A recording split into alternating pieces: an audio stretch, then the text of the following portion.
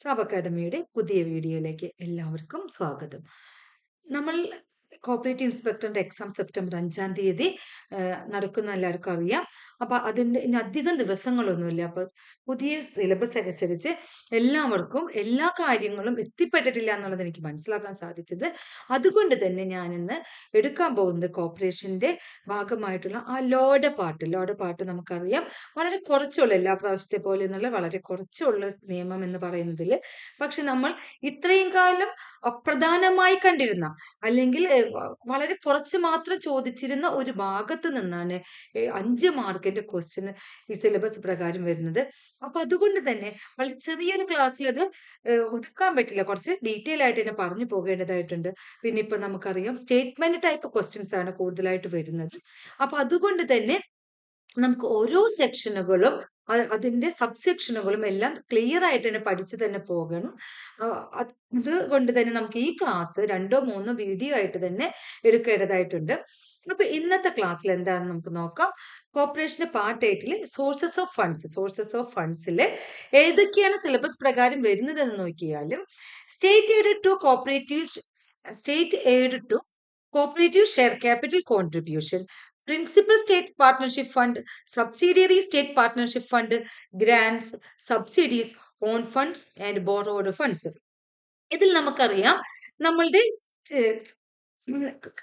Kerala state cooperative societies act 1969 ആറാമത്തെ അധ്യായത്തിലാണ് state aid to cooperatives ഉള്ളത്. അതായത് സോഴ്സ് ഓഫ് ഫണ്ട്സ് എന്ന് പറയുന്നത് 6ാമത്തെ അധ്യായത്തിലാണുള്ളത്. അതിനോടൊപ്പം തന്നെ ചേർത്ത് പിടിച്ചുകൊണ്ട് എന്തൊക്കെ വേണ്ടത് നമുക്ക് പഠിക്കാനുള്ളത്? Grants, subsidies, own funds and borrowing funds. ഇതും കൂടി നമ്മൾക്ക് 6ാമത്തെ ചാപ്റ്റർ കൂടാതെ നമ്മൾ പഠിക്കേണ്ടതായിട്ടുണ്ട്. അപ്പൊ അത് നമുക്ക് ഡീറ്റെയിൽ ആയിട്ട് തന്നെ ഞാൻ നിങ്ങൾക്ക് ഓരോന്നായിട്ട് പറഞ്ഞു തരാം.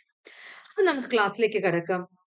ഒരു കാര്യം ഞാൻ എപ്പോഴും പറയുന്ന ഒരു കാര്യം തന്നെയാണ്, നിങ്ങൾ ക്ലാസ്സിൽ ഇരിക്കുന്ന സമയത്ത് ഒരു പേനയും ഒരു പുസ്തകവും കയ്യിൽ കരുതുക. എന്തുകൊണ്ടെന്ന് വെച്ചാൽ നമുക്ക് ഇതിലുള്ളതിനേക്കാൾ എന്തെങ്കിലും കൂടുതലായിട്ട് പറയുകയാണെങ്കിലോ അല്ലെങ്കിൽ നമ്മുടെ നോട്ട്സ് നിങ്ങൾക്ക് എഴുതിയെടുക്കേണ്ടതായിട്ട് വരുമ്പോൾ അതെപ്പോഴും കയ്യിൽ കരുതിക്കൊണ്ട് തന്നെ ക്ലാസ്സിലിരിക്കുക. അതുപോലെ മുഴുവനായിട്ട് ക്ലാസ്സുകൾ കേൾക്കുവാൻ ശ്രമിക്കണം. സബ്സ്ക്രൈബ് ചെയ്യാത്ത കൂട്ടുകാർ ആരെങ്കിലും ഉണ്ടെങ്കിൽ സബ്സ്ക്രൈബ് ചെയ്യുക. അതുപോലെ നിങ്ങൾക്ക് വീഡിയോ ഇഷ്ടമായിട്ടുണ്ടെങ്കിൽ നിങ്ങളൊന്ന് ലൈക്ക് ചെയ്യുവാനും ശ്രമിക്കുക. അപ്പൊ നമുക്ക് ക്ലാസ്സിലേക്ക് കടക്കാം. Section 42 direct partnership of government in societies. ഞാൻ ഈ section 42 direct partnership of government in societies പഠിക്കുന്നതിന് മുമ്പ് നിങ്ങളോടൊരു കാര്യം പറയാം. അധ്യായം 6, അതായത് ചാപ്റ്റർ 6 ആണ് സഹകരണ സംഘങ്ങൾക്കുള്ള സംസ്ഥാന സഹായം, സ്റ്റേറ്റ് എയ്ഡ് ടു കോപ്പറേറ്റീവ്സ് എന്ന് പറയുന്നത് എവിടെയാണെന്ന് വെച്ചാൽ ചാപ്റ്റർ 6 ചാപ്റ്റർ 6 എന്ന് പറയുന്നതിൽ സെക്ഷൻ 42 മുതൽ 54 വരെയുള്ള സെക്ഷനുകളാണ്. എന്താണ്? സെക്ഷൻ 42 മുതൽ 54 വരെയുള്ള സെക്ഷനുകളാണുള്ളത്. ആ സെക്ഷൻ 42 മുതൽ 54 വരെയുള്ള സെക്ഷനുകളിൽ പ്രത്യേകം ശ്രദ്ധിക്കേണ്ട ഒരു കാര്യം, ഈ അധ്യായത്തിൽ റൂളുകൾ ഒന്നുമില്ല. എന്താണ്? ഈ അധ്യായത്തിൽ റൂൾ എന്ന് പറയുന്ന ഭാഗം ഒന്നുമേ ഇല്ല. ഒരു ക്വസ്റ്റ്യൻ പേപ്പറിൽ ഇതിന് മുമ്പ് വന്നിട്ടുണ്ടായിരുന്നു, റൂളുകൾ ഒന്നുമില്ലാത്ത സബ് ചാപ്റ്റർ ഏതാണെന്ന് ചോദിച്ചൊരു ക്വസ്റ്റ്യൻ പേപ്പറിൽ കണ്ടിരുന്നു. അപ്പൊ നിങ്ങൾ അതൊരു ക്വസ്റ്റ്യന്റെ ഒരു ആൻസറും കൂടിയാണ്. അധ്യായം 6, അതായത് ചാപ്റ്റർ 6 KCS ആക്ട് 1969 ചാപ്റ്റർ 6 റൂളുകളൊന്നുമില്ല. അതിലാണ് state aid to cooperative societies എന്ന് പറയുന്നത് പ്രതിപാദിച്ചിരിക്കുന്നത്. അപ്പൊ ചാപ്റ്റർ 6 കോപ്പറേറ്റീവ് സൊസൈറ്റീസിന്റെ എന്താണ്? State aid to cooperative societies എന്ന് പറയുന്നത്. അതായത് കോപ്പറേറ്റീവ് സൊസൈറ്റികൾക്കുള്ള ധനസഹായം, അത്രേ ഉള്ളൂ. സംസ്ഥാനം കൊടുക്കുന്ന ധനസഹായത്തെ കുറിച്ചാണ് അതിൽ പ്രതിപാദിച്ചിരിക്കുന്നത്. അത് ഏതെല്ലാം വിധത്തിലാണ് കൊടുക്കുന്നതെന്നാണ് ഇതിൽ ഡീറ്റെയിൽ ആയിട്ട് നമുക്ക് പഠിക്കാനുള്ളത്. ഇതിൽ സെക്ഷൻ 42 മുതൽ 54 വരെയുള്ള സെക്ഷനുകളാണ് ഉൾക്കൊണ്ടിട്ടുള്ളത്. നമുക്ക് പഠിക്കാം. സെക്ഷൻ 42 എന്ന് പറയുന്നത് direct partnership of government in societies. എന്താണ്? ഡയറക്റ്റ് പാർട്ട്ണർഷിപ്പ്, ഗവൺമെന്റിന് സൊസൈറ്റികളിൽ മേലുള്ള ഡയറക്റ്റ് പാർട്ട്ണർഷിപ്പിനെ കുറിച്ചാണ് സെക്ഷൻ 42 പറയുന്നത്. ഓരോ സെക്ഷനും അതിന് ഡീറ്റെയിൽ ആയിട്ട് തന്നെ നന്നായിട്ട് ഇരുന്ന് പഠിക്കാം. എന്റെ ഈ വീഡിയോ കേട്ട് കഴിയുമ്പോൾ തന്നെ നിങ്ങൾ പഠിച്ചിരിക്കണം. ആ രീതിയിൽ തന്നെ ക്ലാസ്സുകൾ അറ്റൻഡ് ചെയ്യണം നിങ്ങൾ. അപ്പൊ എന്താണ് ഇതിൽ പറയുന്നത്? എന്താണ്? സെക്ഷൻ 42 പറയുന്നത് എന്താണ്? സഹകരണ സംഘങ്ങളിൽ മേല് ഗവൺമെന്റിനുള്ള ഡയറക്റ്റ് പാർട്ട്ണർഷിപ്പ്, അതായത് പ്രത്യക്ഷ ഭാഗഭാഗിത്വം എന്നാണ് അതിന് മലയാളത്തിൽ പറയും. നമുക്ക് മലയാളം ഒന്നും പഠിക്കേണ്ട. ഗവൺമെന്റ് അതായത് കോപ്പറേറ്റീവ് സൊസൈറ്റികളുടെ മേലെ സർക്കാരിനുള്ള ഡയറക്റ്റ് പാർട്ട്ണർഷിപ്പാണ് സെക്ഷൻ 42 പ്രതിപാദിച്ചിരിക്കുന്നത്. ഈ പ്രധാനമായിട്ട് നമ്മൾ ശ്രദ്ധിക്കേണ്ട ഒരു കാര്യം, ഏതൊരു സൊസൈറ്റികൾക്കാണ് സർക്കാർ പങ്കാളിത്തം കൊടുക്കുന്നതെന്ന് വെച്ചാൽ അത് ക്ലിപ്ത ബാധിത സംഘങ്ങൾക്ക് മാത്രമാണ്. അതായത് ലിമിറ്റഡ് ലയബിലിറ്റി സംഘങ്ങൾക്കാണ് ഗവൺമെന്റിന്റെ അസിസ്റ്റൻസുകൾ കൊടുക്കുന്നുള്ളൂ. അതാണ് ഇതിന്റെ സബ്സെക്ഷനിൽ സെക്ഷൻ 42 സബ്സെക്ഷനിൽ ആദ്യമായിട്ട് പറയുന്നത്, the government may subscribe directly to the share capital of a society with limited liability. അപ്പൊ ശ്രദ്ധിക്കുക, എങ്ങനെയുള്ള സൊസൈറ്റികൾക്കാണ് നമ്മൾ ഗവൺമെന്റ് സഹായങ്ങൾ കൊടുക്കുന്നത് എന്ന് ചോദിച്ചാൽ അത് എങ്ങനെയുള്ള സൊസൈറ്റികൾക്കാണ്? ക്ലിപ്ത ബാധിത സംഘങ്ങൾ, ലിമിറ്റഡ് ലയബിലിറ്റി സംഘങ്ങൾക്ക് മാത്രമാണ് കൊടുക്കുന്നത്. Notwithstanding any agreement to the contrary, the government shall not be entitled to dividend on the shares of any such society at a rate higher than that at which such a dividend is payable to any other shareholder of society. അതായത് എന്താണ് പറഞ്ഞിട്ടുള്ളത്? ഇങ്ങനെ കൊടുക്കുന്നത് എങ്ങനെയാണ്? Government കൊടുക്കുന്ന സഹായം എന്ന് പറയുന്നത് ഷെയർ ഹോൾഡേഴ്സ്, അതായത് ഓഹരി എടുക്കുന്ന അംഗങ്ങളുടെ നിരക്കിലുള്ള, അതായത് നമ്മളില് ഒരു സംഘത്തില് എത്രത്തോളം ഓഹരി എടുത്താല് ആ നിരക്കിലുള്ള ലാഭവിഹിതം മാത്രമാണ് ഗവൺമെന്റിന് കൊടുക്കുന്നത്. അതായത് ഒരു സഹകരണ സംഘത്തില് സഹായം കൊടുക്കുന്നു എന്ന് പറഞ്ഞാൽ ഷെയർ എടുക്കുന്നു. സഹകരണ സംഘത്തില് സഹായം കൊടുക്കുന്നു വെച്ചാൽ അതില് സഹകരണ സംഘങ്ങളിൽ ഷെയർ എടുക്കുന്നു. സഹകരണ സംഘങ്ങളിൽ ഷെയർ എടുക്കുമ്പോൾ കൊടുക്കുന്നത് എന്ന് വെച്ചാല് നമുക്കറിയാം, ലാഭത്തിൽ നിന്ന് നീക്കി വെക്കുന്നതാണ് ഡിവിഡൻഡ്. ലാഭമുള്ള സംഘങ്ങളിൽ നമ്മൾ അംഗങ്ങൾക്ക് ഡിവിഡൻഡ് കൊടുക്കും. അത് പല പേഴ്സൻറ്റേജുകളിലായിട്ടായിരിക്കും കൊടുക്കുക. ഓരോ സംഘങ്ങളാണ് നിശ്ചയിച്ചിരിക്കുന്നത്. അങ്ങനെ നിശ്ചയിച്ചിരിക്കുന്ന മെമ്പർമാർക്ക് നിശ്ചയിച്ചിട്ടുള്ള ആ നിരക്കിൽ തന്നെയാണ് ഗവൺമെന്റിനും ആ ഷെയറിന്റെ ഡിവിഡൻഡ് കൊടുക്കേണ്ടത്. അതല്ലാതെ ഗവൺമെന്റിന് കൂടുതലോ കുറവോ കൊടുക്കാൻ പാടില്ല. ചിലപ്പോ ഞാൻ പറയൂ, ഗവൺമെന്റ് അല്ലേ, അംഗങ്ങൾക്ക് കൊടുക്കുന്ന അത്രയും കൊടുക്കണ്ട എന്ന് പറയാൻ പാടില്ല. ബി ക്ലാസ് മെമ്പർഷിപ്പ് എന്ന് പറയുന്ന ഒരു മെമ്പർഷിപ്പ് അവിടെ ഗവൺമെന്റ് എടുക്കുന്നുണ്ട്. എന്താണ്? അവിടെ ഒരു മെമ്പർഷിപ്പ് എടുക്കുന്നുണ്ട്. ബി ക്ലാസ് മെമ്പർഷിപ്പ് എന്ന് പറയുന്ന മെമ്പർഷിപ്പ് എടുത്തുകൊണ്ടാണ് ഗവൺമെന്റ് അസിസ്റ്റൻസുകൾ കൊടുത്ത് സംഘങ്ങളിൽ നിന്ന് ഷെയറുകൾ വാങ്ങിക്കുന്നത്. അപ്പോൾ എങ്ങനെയാണ് ഒരു സാധാരണ ഒരു വ്യക്തിയായിട്ടുള്ള മെമ്പറിന് എന്താണ് ഡിവിഡൻഡ് കൊടുക്കുന്നത്, അതേ നിരക്കിലുള്ള ഡിവിഡൻഡ് തന്നെ സർക്കാരിനും സഹകരണ സംഘങ്ങൾ കൊടുക്കേണ്ടതാണ്. ഇതാണ് section 42 direct partnership of government in സൊസൈറ്റീസിൽ പ്രതിപാദിച്ചിരിക്കുന്നത്. സെക്ഷൻ 42 എന്ന് പറയുന്നത് indirect partnership of government in societies. Section 43 എന്താ പറയുന്നത്? Indirect partnership. രണ്ട് രീതിയിലാണ് പാർട്ണർഷിപ്പ് എന്ന് പറയുന്നത്. അത് നേരിട്ടും ഗവൺമെന്റ് ഷെയർ വാങ്ങിക്കാം, അതല്ലെങ്കിൽ ഇൻഡയറക്റ്റ് ആയിട്ട് വേറെ ഏതെങ്കിലും ഏജൻസികൾ മുഖേനയും ഷെയറുകൾ വാങ്ങിക്കാം. അപ്പൊ ആദ്യത്തെ കേസിൽ എന്താണ്? ഡയറക്റ്റ് ആയിട്ട് സഹകരണ സംഘങ്ങളിൽ ഷെയർ ഗവൺമെന്റ് വാങ്ങിക്കുന്നു. അതാണ് ഡയറക്റ്റ് പാർട്ണർഷിപ്പ്. സെക്ഷൻ 43 പ്രകാരം എന്താണ് പറയുന്നത്? Indirect partnership of government in societies. ഗവൺമെന്റിന് എന്താണ് ഇൻഡയറക്റ്റ് ആയിട്ട്, പ്രത്യക്ഷമല്ല പരോക്ഷമായിട്ടുള്ള ആണ് വരുന്നത്. എന്താണ്? പരോക്ഷമായ ഭാഗഭാഗിത്വം എന്നാണ് പറയുന്നത് ഇൻഡയറക്റ്റ് പാർട്ണർഷിപ്പ് എന്ന് പറയുന്നത്. അപ്പൊ പരോക്ഷമായിട്ട് പാർട്ണർഷിപ്പ്, ഡയറക്റ്റ് അല്ല, നേരിട്ടൊരു സഹകരണ സംഘങ്ങളിൽ നിന്ന് ഓഹരി വാങ്ങിക്കുന്നില്ല. അതെങ്ങനെയാണ് വാങ്ങിക്കുന്നത് എന്ന് വെച്ചിട്ടുണ്ടെങ്കിൽ വേറെ ഏതെങ്കിലും ഏജൻസികൾ വെച്ചിട്ട്.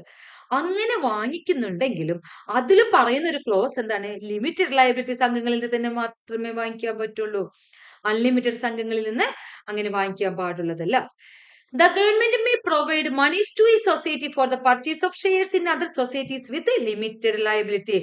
ഇൻഡയറക്റ്റ് പാർട്ണർഷിപ്പ് ആയാലും ഡയറക്റ്റ് പാർട്ണർഷിപ്പ് ആയാലും ലിമിറ്റഡ് ലയബിലിറ്റി സംഘങ്ങളിൽ നിന്ന് മാത്രമേ വാങ്ങിക്കുവാൻ പാടുള്ളൂ. സെക്ഷൻ 42 നമ്മൾ പഠിച്ചു. സെക്ഷൻ 43 എന്താണ്? Indirect partnership of government in societies. ഇനി എങ്ങനെയൊക്കെയാണ് ഇൻഡയറക്റ്റ് പാർട്ണർഷിപ്പ് എന്ന് നോക്കാം നമുക്ക്. Section 44 principal state partnership fund. എന്താണ് സെക്ഷൻ 44 പറയുന്നത്? Principal state partnership fund, PSPF. Section 44 principal state partnership fund. Principal state partnership fund എന്ന് പറഞ്ഞാല് അതിൽ സബ് ഡിവിഷൻസ് ഉണ്ട്, അത് നമുക്ക് നോക്കാം. An UPIC society which is provided with monies by the government under section 43 shall with such monies establish a fund to be called the principal state partnership fund. അതായത് നമ്മൾ section 43 പ്രകാരം ഒരു കാര്യം പറഞ്ഞു, ഇൻഡയറക്റ്റ് പാർട്ണർഷിപ്പ് എന്ന് പറഞ്ഞു. ഈ indirect partnership എങ്ങനെയാണെന്ന് വെച്ചിട്ടുണ്ടെങ്കിൽ ഏത് അപ്പിക് സൊസൈറ്റികൾ ഉണ്ടല്ലോ, അപ്പിക് സൊസൈറ്റികൾ മുഖേന അപ്പിക് സൊസൈറ്റികൾക്ക് ഗവൺമെന്റ് ഫണ്ട് കൊടുത്തുകൊണ്ട് അവർ മുഖേന സംഘങ്ങളിൽ നിന്നും ഷെയർ എടുക്കുന്നതാണ് PSPF, അതായത് പ്രിൻസിപ്പൽ സ്റ്റേറ്റ് പാർട്ണർഷിപ്പ് ഫണ്ട് എന്ന് പറയുന്നത്. അത് പരോക്ഷമായിട്ടാണ്, ഡയറക്റ്റ് ആയിട്ട് ഗവൺമെന്റ് പോയിട്ട് വാങ്ങിക്കുന്നില്ല. അത് എന്ത് ചെയ്യുന്നു? അപ്പിക് സൊസൈറ്റികൾക്ക് ഫണ്ട് കൊടുക്കുന്നു. അപ്പിക് സൊസൈറ്റികൾക്ക് ഫണ്ട് കൊടുത്തുകൊണ്ട് അപ്പിക് സൊസൈറ്റികളാണ് ഈ സംഘങ്ങളിൽ നിന്ന് എന്ത് വാങ്ങിക്കുന്നത്? ഷെയറുകൾ വാങ്ങിക്കുന്നത്, അല്ലെങ്കിൽ അവർക്ക് സഹായങ്ങൾ നൽകുന്നത്. അതാണ് PSPF, principal state partnership fund എന്ന് പറയുന്നത്. അതില് സെക്ഷൻ 44 എന്ന് പറയുന്നതാണ് പ്രിൻസിപ്പൽ സ്റ്റേറ്റ് പാർട്ണർഷിപ്പ് ഫണ്ട്. അതിൽ നമുക്ക് അടുത്ത എന്താന്ന് നോക്കാം. An UPIC society shall utilize the principal state partnership fund for the purpose of. എങ്ങനെയാണ്? സെക്ഷൻ 44 സബ്സെക്ഷൻ 2 പറയുന്നത് ഒരു അപ്പിക് സൊസൈറ്റി എങ്ങനെയാണ് പ്രിൻസിപ്പൽ സ്റ്റേറ്റ് പാർട്ണർഷിപ്പ് ഫണ്ട് എന്തൊക്കെ ഉദ്ദേശത്തിലാണ്, അല്ലെ എങ്ങനെയാണ് അത് പർച്ചേസ് ചെയ്യുന്നത് എന്നുള്ളതാണ് പറയുന്നത്. Directly purchasing shares in other societies with limited liability. എന്ത് വന്നാലും എന്താണ്? ലിമിറ്റഡ് ലയബിലിറ്റി സൊസൈറ്റികളിൽ നിന്ന് മാത്രമേ വാങ്ങിക്കാൻ പറ്റുള്ളൂ. അയ്യോ, ഗവൺമെന്റ് നേരിട്ടൊന്നല്ലല്ലോ, ഞങ്ങളല്ലേ വാങ്ങിക്കുന്നത്. ഞാൻ അപ്പക് സൊസൈറ്റി എനിക്ക് ഇഷ്ടമുള്ള സംഘങ്ങളിൽ നിന്ന് വാങ്ങിക്കാന്നല്ല. അവിടെ എന്താണ്? ലിമിറ്റഡ് ലയബിലിറ്റി സംഘങ്ങളിൽ നിന്ന് മാത്രമേ ഷെയറുകൾ വാങ്ങിക്കാൻ പാടുള്ളൂ. അപ്പൊ ഒന്നാം സെക്ഷനിലാണ് പറയുന്നത് അപ്പക് സൊസൈറ്റികൾ മുഖേനയാണ് ഷെയറുകൾ പർച്ചേസ് ചെയ്യുന്നതെന്ന് പറഞ്ഞു. രണ്ടാമത്തെ സബ്സെക്ഷൻ പറയുന്നത് എന്താന്ന് വെച്ചാല് ഈ അപ്പക് സൊസൈറ്റികൾ എന്തൊക്കെ ഉദ്ദേശത്തിലാണ്, അല്ലെങ്കിൽ എങ്ങനെയൊക്കെയാണ് ഇത് പർച്ചേസ് ചെയ്യുന്നതെന്ന് നോക്കിയാല് അതെങ്ങനെയൊക്കെയാണ്? Directly purchasing shares in other societies with limited liability. അതായത് ഡയറക്റ്റ് ആയിട്ട് അപ്പിക് സൊസൈറ്റി ഡയറക്റ്റ് ആയിട്ട് പർച്ചേസ് ചെയ്യുന്നുണ്ട്. ഇൻഡയറക്റ്റ് ആയിട്ട് ആരാണ് പർച്ചേസ് ചെയ്യുന്നത്? ഗവൺമെന്റ് ആണ്. അപ്പിക് സൊസൈറ്റി ഡയറക്റ്റ് ആയിട്ട് പർച്ചേസ് ചെയ്യുന്നുണ്ട്. അവിടെ ഒരു ക്ലോസ് ശ്രദ്ധിക്കുക, ലിമിറ്റഡ് ലയബിലിറ്റി സംഘങ്ങളിൽ നിന്ന് മാത്രമാണ്. അതായത് ഗവൺമെന്റിന്റെ ഫണ്ട് എനിക്ക് തന്നു, ഞാൻ എന്ത് വേണമെങ്കിലും ചെയ്യാമെന്ന് പറഞ്ഞിട്ട് അപ്പിക് സൊസൈറ്റിക്ക് ഇഷ്ടമുള്ള സംഘങ്ങളിൽ നിന്ന് വാങ്ങിക്കാൻ പറ്റില്ല. അവിടെ ലിമിറ്റഡ് ലയബിലിറ്റി സംഘങ്ങളിൽ നിന്ന് മാത്രമേ ഷെയറുകൾ വാങ്ങിക്കാൻ പറ്റുള്ളൂ. അപ്പൊ എന്താണ്? Directly purchasing shares in other society with limited liability. രണ്ടാമത്തെ സബ്സെക്ഷനിൽ ബി ക്ലോസിൽ പറയുന്നത് എന്താണ്? Providing monies to the central society to enable that society to purchase share in other societies with limited liability. In this chapter refer to as a primary society. ഇവിടെ നമ്മൾ പറയുന്നത് വെച്ചാൽ primary സൊസൈറ്റികളിൽ നിന്ന് എടുക്കുന്ന കാര്യങ്ങളാണ് പറയുന്നത്. അതായത് പ്രൈമറി സൊസൈറ്റികളെയാണ് ഇതിൽ പറയുന്ന അതർ സൊസൈറ്റികൾ എന്ന് പറയുന്നത്. അതെന്താന്ന് വെച്ചാൽ പറയാം, സെൻട്രൽ സൊസൈറ്റികൾ, കേന്ദ്ര സംഘങ്ങൾക്ക് പൈസ കൊടുക്കണം. കേന്ദ്ര സംഘങ്ങൾക്ക് കൊടുത്തിട്ട് അവരോട് പറയുന്ന പ്രൈമറി സംഘങ്ങളിൽ നിന്ന് നിങ്ങൾ ഷെയറുകൾ വാങ്ങിച്ചോളാൻ. അപ്പൊ ഒന്ന് ഡയറക്റ്റ്ലി വാങ്ങിക്കുന്നു, രണ്ടെന്നാണ് providing monies to a central society enable that society to purchase shares in other societies with limited liability. അപ്പൊ പ്രൈമറി സംഘങ്ങളിൽ നിന്ന് ഷെയറുകൾ ആര് വാങ്ങിക്കുന്നു? സെൻട്രൽ സൊസൈറ്റികൾ വാങ്ങിക്കുന്നു. അതിനു വേണ്ടിയിട്ട് PSPF അവർക്ക് കൊടുക്കും. സെൻട്രൽ സൊസൈറ്റികൾ കൊടുത്തിട്ട് പറയണ നിങ്ങൾ പ്രൈമറി സൊസൈറ്റികളിൽ നിന്ന് ഷെയറുകളൊക്കെ വാങ്ങിച്ചോളൂ. അതിനും നമ്മൾ PSPF യൂട്ടിലൈസ് ചെയ്യുന്നു. Make a payment to the government in accordance with provisions on this chapter and for no other purpose. പിന്നെന്താണ്? നിയമാനുസരണമായിട്ട് ഗവൺമെന്റിലേക്ക് എന്തെങ്കിലുമൊക്കെ തിരിച്ചടയ്ക്കുവാൻ വേണമെങ്കിൽ, ഗവൺമെന്റിലേക്ക് എന്തെങ്കിലുമൊക്കെ തിരിച്ചടയ്ക്കുവാനുണ്ടെങ്കിൽ അതിനും ഈ ഫണ്ട് ഉപയോഗിക്കുന്നു. PSPF എന്തൊക്കെ ഉദ്ദേശത്തോടു കൂടിയാണെന്ന് വെച്ചിട്ടുണ്ടെങ്കിൽ, ഒന്ന് ഡയറക്റ്റ് ആയിട്ട് സംഘങ്ങളിൽ നിന്ന് ഷെയറുകൾ പർച്ചേസ് ചെയ്യാൻ PSPF. രണ്ടാമത്തെ എന്താണ്? സെൻട്രൽ സൊസൈറ്റികൾക്ക് കൊടുത്തിട്ട് നിങ്ങൾ പ്രൈമറി സൊസൈറ്റികളിൽ നിന്ന് ഷെയറുകൾ പർച്ചേസ് ചെയ്തോളാൻ പറഞ്ഞിട്ട് കൊടുക്കും. മൂന്നാമത്തെ എന്താണ്? വേറെ എന്തെങ്കിലും കാരണം കൊണ്ട് നമ്മൾ ഗവൺമെന്റിലേക്ക് എന്തെങ്കിലുമൊക്കെ തിരിച്ചടവുകൾ ഉണ്ടെങ്കിൽ ആ തിരിച്ചടയ്ക്കുവാൻ വേണ്ടിയിട്ടും ആ ഉദ്ദേശത്തിനു വേണ്ടി PSPF ഫണ്ട് കോൺട്രിബ്യൂട്ട് ചെയ്യുന്നു, അല്ലെങ്കിൽ ആ ഉദ്ദേശത്തിന് യൂട്ടിലൈസ് ചെയ്യുന്നു. അപ്പൊ ഇത്രയും കാര്യങ്ങൾ മനസ്സിലായല്ല. ഞാൻ ഈ ഓരോ പോയിന്റുകളും പറയുമ്പോൾ ശ്രദ്ധിക്കുക, സ്റ്റേറ്റ്മെന്റ് ടൈപ്പ് ക്വസ്റ്റ്യൻസ് വരുന്നത് കൊണ്ട് തന്നെ ഓരോ പോയിന്റുകളും നല്ല രീതിയിൽ തന്നെ പഠിച്ചു പോകണം. നമുക്ക് അടുത്തതിലേക്ക് പോകാം. അപ്പൊ നമ്മൾ section 44 principal state partnership fund പഠിച്ചു. അടുത്ത എന്താണ്? Section 45 subsidiary state partnership fund. എന്താണ്? സെക്ഷൻ 45ലാണ് സബ്സിഡിയറി സ്റ്റേറ്റ് പാർട്ണർഷിപ്പ് ഫണ്ട് എന്ന് പറയുന്നത്. പ്രിൻസിപ്പൽ സ്റ്റേറ്റ് പാർട്ണർഷിപ്പ് ഫണ്ട് എന്ന് പറഞ്ഞ പോലെ തന്നെയാണ് ഈ സബ്സിഡിയറി സ്റ്റേറ്റ് പാർട്ണർഷിപ്പ് ഫണ്ടും. നമ്മൾ നേരത്തെ ഒരു കാര്യം പറഞ്ഞു, നമ്മളുടെ സൊസൈറ്റികൾ PSPF principal state partnership fund എന്ത് ചെയ്യുന്നു? സെൻട്രൽ സൊസൈറ്റികൾക്ക് കൊടുക്കുന്നുണ്ട്. ഈ സെൻട്രൽ സൊസൈറ്റികൾ കൊടുത്തിട്ട് എന്ത് പറയുന്നു? നിങ്ങൾ പ്രൈമറി സൊസൈറ്റികളിൽ നിന്ന് ഷെയറുകൾ വാങ്ങിച്ചോ എന്ന് പറയുന്നുണ്ട്. ആ ഫണ്ടാണ്, അതിന് യൂസ് ചെയ്യുന്ന ഫണ്ടാണ് നമ്മൾ ഈ പറയുന്ന subsidiary state partnership fund.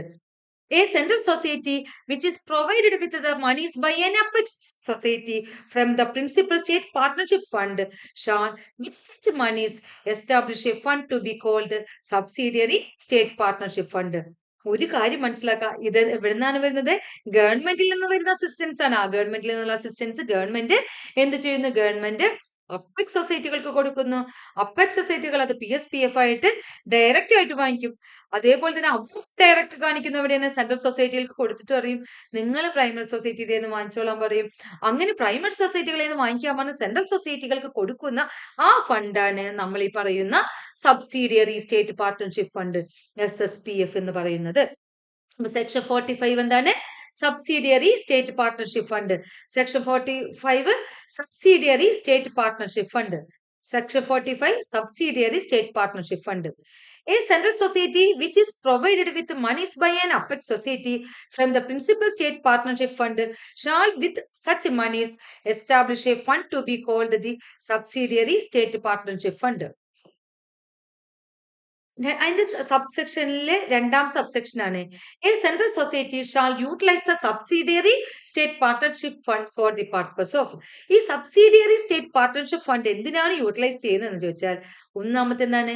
Purchasing shares in primary society. അതിന് വേണ്ടിയിട്ടാണല്ലോ അത് കൊടുത്തിരിക്കുന്നത്. അപ്പൊ എന്താണ്? ഒന്ന്, പ്രൈമറി സൊസൈറ്റികളിൽ നിന്ന് ഷെയറുകൾ പർച്ചേസ് ചെയ്യുന്നതിന് വേണ്ടി. രണ്ടാമത്തെ ക്ലോസ് എന്തായിരിക്കും? Making payments to the apex society in accordance with provisions of this chapter and for no other purpose. Apex സൊസൈറ്റികളിലേക്ക് എന്തെങ്കിലുമൊക്കെ അടയ്ക്കാനുണ്ടെങ്കിൽ, നേരത്തെ നമ്മൾ പറഞ്ഞു PSPF ഗവൺമെന്റിലേക്ക് അടയ്ക്കാനുള്ള പ്രൊവിഷൻ മാറ്റി വെക്കണമെങ്കിൽ SSPF എന്താണ്? സൊസൈറ്റികളിലേക്ക് എന്തെങ്കിലുമൊക്കെ അടയ്ക്കുകയാണെങ്കിൽ അതിനു വേണ്ടിയിട്ടും ഇത് മാറ്റിവെക്കും. അപ്പൊ ഒന്ന് പ്രൈമറി സൊസൈറ്റികളിലേക്ക് ഷെയറുകൾ എടുക്കാനും, ഒന്ന് അപ്പെക്സ് സംഘങ്ങളിലേക്ക് അതിന്റെ എന്തെങ്കിലുമൊക്കെ അടയ്ക്കാനൊക്കെ ഉണ്ടെങ്കിൽ അത് തിരിച്ചടയ്ക്കുവാനും വേണ്ടിയിട്ട്. ഇപ്പൊ എന്താണ്? സെക്ഷൻ 45 എന്താണ്? Subsidiary state partnership fund. അപ്പൊ നമ്മള് ഇപ്പൊ 4 സെക്ഷൻ പഠിച്ചു കഴിഞ്ഞു, അല്ല 3 സെക്ഷൻ അല്ല 4 സെക്ഷൻ പഠിച്ചു കഴിഞ്ഞു. അതിന്റെ സബ്സെക്ഷനുകൾ പഠിച്ചു കഴിഞ്ഞു. അടുത്ത എന്താണ്? Section 46 approval of government for purchase of shares. എന്താണ് സെക്ഷൻ 46 പറയുന്നത്? സെക്ഷൻ 46 പറയുന്നത് ഗവൺമെന്റിൽ നിന്ന് ഓഹരികളൊക്കെ വാങ്ങിക്കുന്നത്, അതായത് ഗവൺമെന്റിൽ നിന്നല്ല, നമ്മൾ ഓഹരികൾ ഷെയറുകളൊക്കെ വാങ്ങിക്കുന്നതിൽ നിന്ന് ഗവൺമെന്റിൽ നിന്ന് അപ്രൂവലുകൾ വേണമെന്ന്. എന്താണ്? നമ്മള് ഈ സ്റ്റേറ്റ് പാർട്ണർഷിപ്പ് ഫണ്ടുകളൊക്കെ ഉപയോഗിക്കുന്നുണ്ടല്ലോ, അത് പ്രകാരം ഷെയറുകളൊക്കെ വാങ്ങിക്കണമെങ്കിൽ അത് ഗവൺമെന്റിൽ നിന്ന് അപ്രൂവൽ വേണമെന്നാണ് സെക്ഷൻ 46 പറയുന്നത്. സെക്ഷൻ 46 എന്താണ്? Approval of government for purchase of shares. Section 46 approval of government of purchase of shares. Section 46 approval of government for purchase of shares. No shares in a society shall be purchased from the monies in the principal state partnership fund or the subsidiary state partnership fund except with the previous approval in writing of the government. എന്താണ്? ഗവൺമെന്റിൽ നിന്ന് approval വേണം. നമ്മൾ ഈ PSPF ഉപയോഗിച്ചായാലും SSPF ഉപയോഗിച്ചായാലും ഒരു ഷെയറുകൾ society വാങ്ങിക്കുന്നുണ്ടെങ്കിൽ അത് ഗവൺമെന്റിൽ നിന്നുള്ള അപ്രൂവൽ വാങ്ങിച്ചിട്ട് വേണം വാങ്ങിക്കേണ്ടത്. അത്രയേ ഉള്ളൂ സെക്ഷൻ 46 പറയുന്നത്. അപ്പൊ എന്താണ് section 46? Approval of government for purchase of shares. Section 47 എന്താണ് പറയുന്നത്? Liability to be limited in respect of certain shares. Section 47 എന്താണ്? ലയബിലിറ്റി, ചില ഷെയറുകളിലെ ലയബിലിറ്റിനെ കുറിച്ച്, ചില ഷെയറുകളിലുള്ള ലയബിലിറ്റിയെ കുറിച്ചാണ് സെക്ഷൻ 47 പറയുന്നത്. Liability to be limited in respect of certain shares. ചില ഷെയറുകളിലെ ലയബിലിറ്റി ഇത്ര വെച്ച് ക്ലിപ്പപ്പെടുത്തിയിരിക്കുന്നത്. എന്താണ്? ലയബിലിറ്റി ഇത്ര ആയിട്ട് ലിമിറ്റ് ചെയ്തിരിക്കുന്നു. അത് എന്തിലൊക്കെയാണ് നോക്കാം? Where any shares in a society are purchased by, എന്താണ്?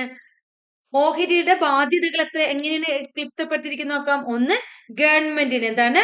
ഗവൺമെന്റിന്റെ the apex society or a central society from the principal state partnership fund or the subsidiary state partnership fund, as the case may be, the liability in respect of such shares shall, in the event of the society being wound up, be limited to the amount paid in respect of such shares.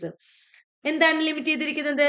അതായത് നമ്മളിപ്പോ principal state partnership fund ഉപയോഗിച്ചും subsidiary state partnership fund ഉപയോഗിച്ചും ഒക്കെ എന്താണ് നമ്മള് സംഘങ്ങളിൽ നിന്ന് എന്ത് വാങ്ങിക്കുന്നുണ്ട്? ഓഹരികളൊക്കെ വാങ്ങിക്കുന്നുണ്ട്. അങ്ങനെയൊക്കെ ഓഹരികളൊക്കെ വാങ്ങിച്ചിട്ടുള്ള സംഘങ്ങള് നിർത്തൽ ചെയ്യുമ്പോഴും അങ്ങനെ എന്തെങ്കിലുമൊക്കെ നിർത്തൽ ചെയ്യേണ്ടി വരുമ്പോൾ ആ സംഘത്തിന്മേല് എത്രത്തോളം ബാധ്യത എന്നുള്ളത് നേരത്തെ തന്നെ ഗവൺമെന്റിനായിക്കോട്ടെ, അപ്പക് സൊസൈറ്റിക്കായിക്കോട്ടെ, സെൻട്രൽ സൊസൈറ്റികൾക്കായിക്കോട്ടെ ഉള്ള ബാധ്യത എന്ന് പറയുന്നത് എത്രത്തോളമാണ് ഷെയറുകൾ വാങ്ങിച്ചിട്ടുള്ളത് ആ ഷെയറുകൾ ക്ലിപ്തപ്പെടുത്തിയിരിക്കുന്നു. എന്താണ്? PSPF ഉപയോഗിച്ചും SSPF ഉപയോഗിച്ചും അതല്ലെങ്കിൽ ഡയറക്റ്റ് പർച്ചേസ് ഗവൺമെന്റ് ചെയ്തിട്ടുള്ള ഷെയറുകളായിക്കോട്ടെ, അത് ഏതായാലും ഒരു സംഘം നിർത്തൽ ചെയ്യേണ്ടി വരുമ്പോൾ, വൂണ്ടപ്പ് ചെയ്യേണ്ട ഒരു കേസ് വരികയാണെങ്കിൽ ആ വാങ്ങിയ സംഘത്തിന് അടച്ച ഓഹരിയുടെ അത്രയും തുകയ്ക്കുള്ള ബാധ്യത മാത്രമേ ഉള്ളൂ എന്നാണ് ക്ലിപ്തപ്പെടുത്തിയിരിക്കുന്നത്. Section 47, liability to be limited in respect of certain shares. Section 47, liability to be limited in respect of certain shares.